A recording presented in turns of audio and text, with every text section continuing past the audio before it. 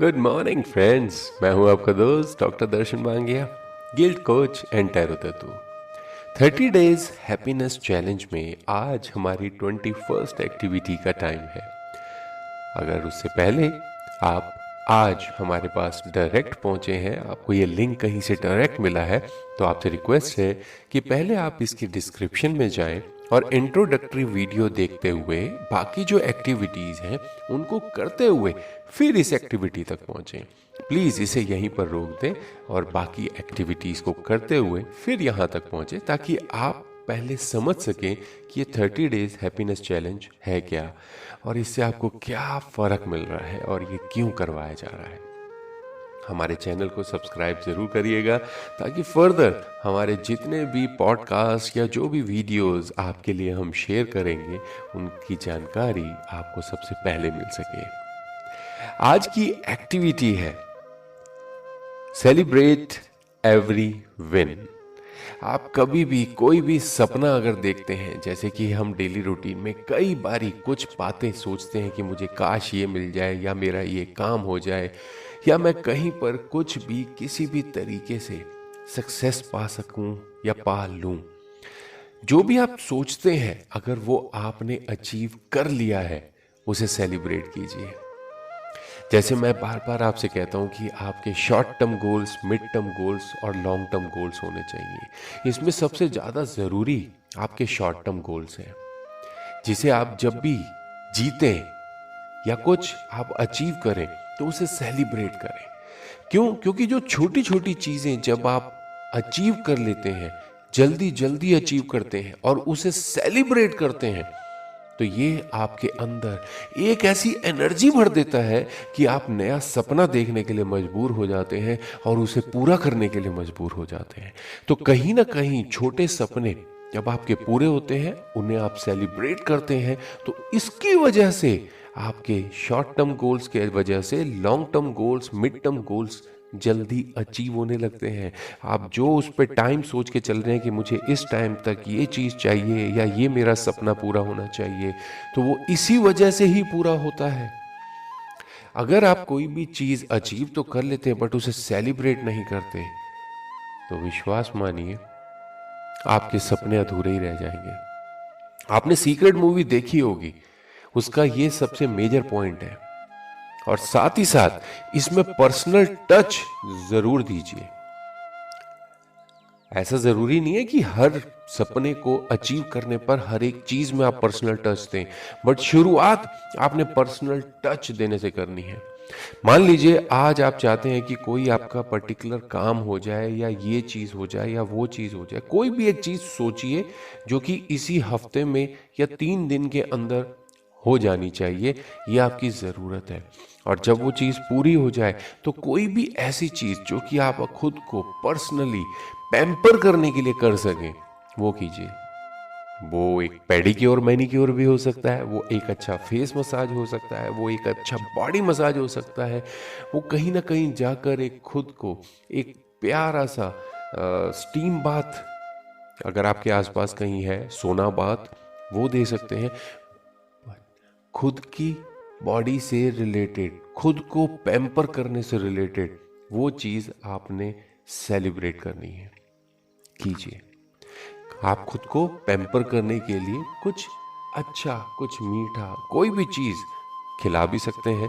इसमें अपने साथ उन लोगों को भी ले जा सकते हैं जो आपकी ज़िंदगी में आपके साथ जुड़े हुए हैं। हो सकता है आप कहीं एक अच्छे से प्यारे से डिनर के लिए बाहर जा सकते हैं, मूवी के लिए बाहर जा सकते हैं। वो अभी नहीं है, बट यस, जो आपको ठीक लगे, जो आपको अच्छा लगे, जिसको करने से आपके मन में खुशी भरे, आपको करना अच्छा लगता हो, सेलिब्रेशन में उस चीज को जोड़ना है। करके देखिए कैसा लगता है। इसके डिस्क्रिप्शन के अंदर हमने एक आपको गूगल फॉर्म का लिंक भी दिया हुआ है। आप जिस भी एक्टिविटी से आपके अंदर कुछ आपको अच्छा लगता है, आपके साथ कुछ अच्छा होता है, या आप कोई अपने व्यूज, अपने कमेंट किसी भी एक्टिविटीज के ऊपर आप शेयर करना चाहते हैं, प्लीज इसके डिस्क्रिप्शन में जाएं और गूगल फॉर्म के लिंक पे जाकर अपनी डिटेल हमारे साथ ज़रूर शेयर करें।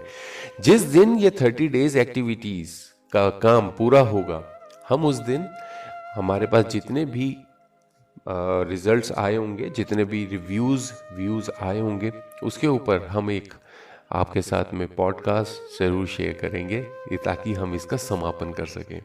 चलिए चलते हैं आज की मोटिवेशनल स्टोरी की तरफ। यहाँ पर मैं एक चीज़ कहना चाहूँगा कि आज की मोटिवेशनल स्टोरी से एक तो हम आखिर में आपको सार भी बताएंगे और एक हम आपको आसान सा रास्ता जो कि हम सभी के दिमाग में रहता है, जिसके लिए हम आपके साथ में जब हम पॉडकास्ट का लिंक शेयर करते हैं वहाँ पर दिया होगा। बेसिकली वो क्या है ये आखिर में बात करेंगे। आज की मोटिवेशनल स्टोरी का शीर्षक है सोने की गिन्नियों का बंटवारा। एक दिन की बात है, दो मित्र सोहन और मोहन अपने गांव के मंदिर की सीढ़ियों पर बैठकर बातें कर रहे थे। इतने में एक तीसरा व्यक्ति जतिन उनके पास आया और उनकी बातों में शामिल हो गया। तीनों दिन भर दुनिया जहान की बातें करते रहे। कब दिन ढला, कब शाम हुई, बातों बातों में उन्हें पता ही नहीं चला। शाम को तीनों को भूख लगाई। सोहन और मोहन के पास क्रमशः 3 और 5 रोटियां थी, लेकिन जतिन के पास खाने के लिए कुछ भी नहीं था। सोहन और मोहन ने तय किया कि वे अपने पास की रोटियों को आपस में बांटकर खा लेंगे। जतिन उनकी बात सुनकर प्रसन्न हो गया, लेकिन समस्या ये खड़ी हो गई कि कुल 8 रोटियों को तीनों में बराबर बराबर कैसे बांटा जाए। सोहन इस समस्या का समाधान निकालते हुए बोला, हमारे पास कुल 8 रोटियां हैं, हम इन सभी रोटियों के 3-3 टुकड़े करते हैं। इस तरह हमारे पास कुल 24 टुकड़े हो जाएंगे, उनमें से 8-8 टुकड़े हम तीनों खा लेंगे। मोहन और जतिन को ये बात जच गई और तीनों ने वैसा ही किया। रोटी खाने के बाद वह तीनों उसी मंदिर की सीढ़ियों पर सो गए, क्योंकि रात काफी हो चुकी थी। रात में तीनों गहरी नींद में सोए और सीधे अगली सुबह ही उठे। सुबह जतिन ने सोहन और मोहन से विदा ली और बोला, मित्रों, कल तुम दोनों ने अपनी रोटियों में से जो तोड़कर मुझे जो टुकड़े दिए, उसकी वजह से मेरी भूख मिट पाई। इसके लिए मैं तुम दोनों का बहुत ही आभारी हूँ। ये आभार तो मैं कभी चुका नहीं पाऊंगा, लेकिन फिर भी उपहार स्वरूप मैं तुम दोनों को ये सोने की 8 गिनियां देना चाहता हूँ। ये कहकर उसने सोने की 8 गिनियां उन्हें दे दी और विदा लेकर चला गया। सोने की गिनियां पाकर सोहन और मोहन बहुत खुश हुए। उन्हें हाथ में लेकर सोहन मोहन से बोला, आओ मित्र, ये 8 गिनियां आधी आधी बांट ले। तुम 4 गिन्नी लो, 4 गिन्नी मैं लेता हूं।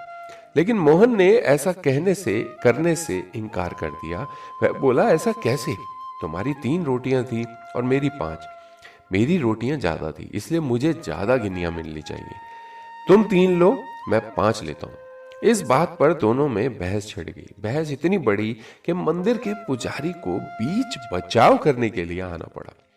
पूछने पर दोनों ने एक दिन पहले का किस्सा और सोने की गिनियों की बात पुजारी को बता दी। साथ ही उसने निवेदन किया कि वह ही कोई निर्णय करे। वह जो भी निर्णय करेंगे उन दोनों को स्वीकार होगा। यूं तो पुजारी जी को मोहन की बात ठीक लगी, लेकिन वह निर्णय में कोई गलती नहीं करना चाहते थे। इसलिए बोले, अभी तुम ये दोनों गिनियां मेरे पास छोड़ जाओ। आज मैं अच्छी तरीके से सोच विचार कर लेता हूं। कल सुबह तुम लोग आना, मैं तुम्हें अपना अंतिम निर्णय बता दूंगा। सोहन और मोहन सोने की गिनियां पुजारी जी के पास छोड़कर चले गए। देर रात तक पुजारी जी गिनियों के बंटवारे के बारे में सोचते रहे, लेकिन किसी उचित निष्कर्ष पर नहीं पहुंच पाए। सोचते सोचते उन्हें नींद आ गई और वह सो गए। नींद में उन्हें एक सपना आया। उस सपने में उन्हें भगवान दिखाई दिए। सपने में उन्होंने भगवान से गिन्नियों के बंटवारे के बारे में पूछा तो भगवान बोले, सोहन को 1 गिन्नी मिलनी चाहिए और मोहन को 7। ये सुनकर पुजारी जी हैरान रह गए और पूछ बैठे, ऐसा क्यों प्रभु? तब भगवान जी बोले, देखो, राम के पास 3 रोटियां थी, जिसके उसने 9 टुकड़े किए। उन 9 टुकड़ों में से उसने 8 टुकड़े खुद खाए और 1 टुकड़ा जतिन को दिया। वहीं मोहन ने अपनी 5 रोटियों के 15 टुकड़े किए। उनमें से 7 टुकड़े जतिन को देकर खुद 8 टुकड़े खाए। क्योंकि सोहन ने जतिन को 1 टुकड़ा दिया था और मोहन ने 7, इसलिए सोहन को 1 गिन्नी मिलनी चाहिए और मोहन को 7। पुजारी जी भगवान के इस निर्णय पर बहुत प्रसन्न और उन्हें कोटि कोटि धन्यवाद देते हुए बोले, प्रभु, मैं ऐसे न्याय की बात कभी सोच ही नहीं सकता था। अगले दिन जब सोहन और मोहन मंदिर आकर पुजारी जी से मिले तो पुजारी जी ने उन्हें अपने सपने के बारे में बताते हुए अंतिम निर्णय सुना दिया और सोने की गिनियां बांट दी। मित्रों, जीवन में हम जब भी कोई त्याग करते हैं या काम करते हैं तो अपेक्षा करते हैं कि भगवान इसके बदले हमें बहुत बड़ा फल देंगे, लेकिन जब ऐसा नहीं हो पाता तो हम भगवान से शिकायत करने लग जाते हैं। हमें लगता है कि इतना कुछ त्याग करने के बाद हमें जो भी प्राप्त हुआ वह बहुत कम है। भगवान ने हमारे साथ अन्याय किया, लेकिन वास्तव में भगवान का न्याय हमारी सोच से बहुत परे है। तो आज के बाद कभी भी आप किसी की कोई भी मदद करते हैं तो ये सोच के ना करें कि उसके बदले में आपको कुछ मिले, तो उसके बदले में आपको कई गुना ज्यादा होके मिलेगा। पर जब आप किसी की मदद यह सोच के करेंगे कि इसके बदले में आपको कुछ अच्छे कर्म फल मिलेंगे, तो विश्वास मानिए वो कर्म आपने करके खुद अपना ही नुकसान किया। इसलिए कहते हैं ना कि नेकी कर दरिया में डाल। काम अच्छा करते जाइए, दुनिया लोगों की अच्छी बनाते जाइए, आपकी दुनिया तो अपने आप ही अच्छी होगी। क्यों? क्योंकि जब आप किसी को भी अगर गुलाब का फूल देंगे तो आपके हाथों में तो गुलाब की खुशबू रह ही जाएगी, आपके नाक में, आपके आसपास गुलाब ही गुलाब होगा। दूसरा, इसमें जो मैं आपसे बात शेयर करना चाहता हूं वो ये है, अगर आपके लाइफ में कोई भी ऐसा सवाल जिसका जवाब आपको बहुत ही ज्यादा पूरे तरीके से चाहिए, आप बस अपनी जिंदगी को डिपेंड कर चुके हैं ऐसे सवाल पे, तो कोई भी ऐसा सवाल जिसे आप किसी और से पूछ नहीं सकते, आपको सवाल का जवाब चाहिए, तो रात को सोने से पहले अपने भगवान का ध्यान करें, जिसे भी आप मानते हैं, गुरु, देवी देवता, भगवान, ईश्वर, जिसे भी आप मानते हैं, उनका सच्चे मन से ध्यान करें। उनके चरणों में बैठकर अपनी प्रॉब्लम को बताएं, जैसे कि आप एक दोस्त के साथ आमने सामने बैठ के बात कर रहे हैं। जस्ट ऐसा सोच के उन्हें अपनी प्रॉब्लम बताएं और उन्हें कहें, प्रभु प्लीज इसका सॉल्यूशन दें। आज आपको समझ में आएगा कि आपके सपने टेढ़े मेढ़े क्यों होते हैं, क्योंकि कई बार ऐसे कुछ सवाल दिन भर में आपको पता नहीं होता, आपके दिमाग में चलते रहते हैं।